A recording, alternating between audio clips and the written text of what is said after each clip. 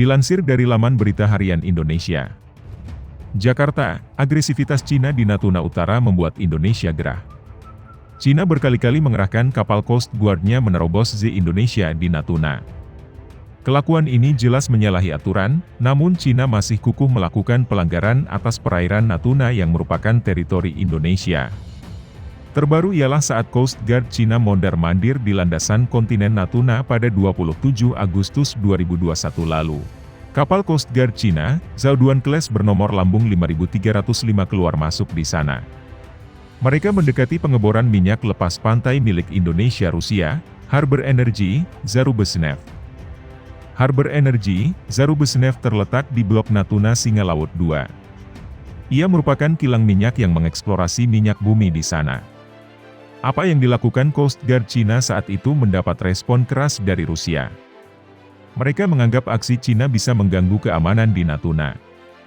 Kapal Cina ikut campur urusan pengeboran Harbor Energy yang tengah dilakukan di Blok Tuna, Laut Natuna lepas pantai Indonesia, tulis laporan Energvoice.com menggambarkan kekesalan Rusia seperti dikutip Zona Jakarta, pengeboran ini didanai oleh Zarubezhnev yang didukung negara Rusia.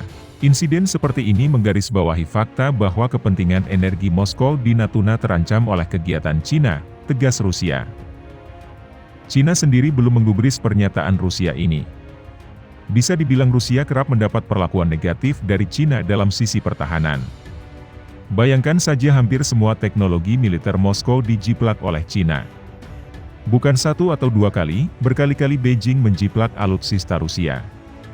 Mulai dari senapan serbu, rudal hingga jet tempur sampai kapal selam semua identik dengan milik Rusia sejak zaman Uni Soviet masih ada.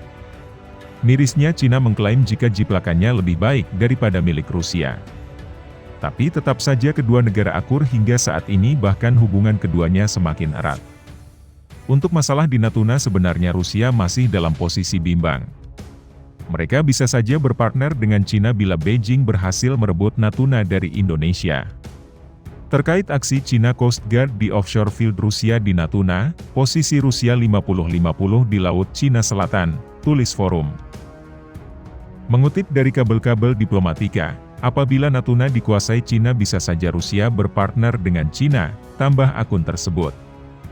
Namun akan beda soal jika Natuna masih di bawah kendali Indonesia maka Rusia malah akan mengamankan perairan tersebut dari gangguan Cina.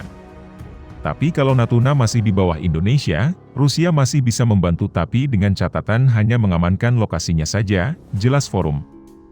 Maka dengan niatan Rusia ini bisa memuluskan kembali langkah Indonesia memiliki alutsista dari Moskow. Hal ini membuka kemungkinan adanya tindak lanjut pembelian alutsista dari Rusia, sejak MOU pembelian itu masih ada, papar forum.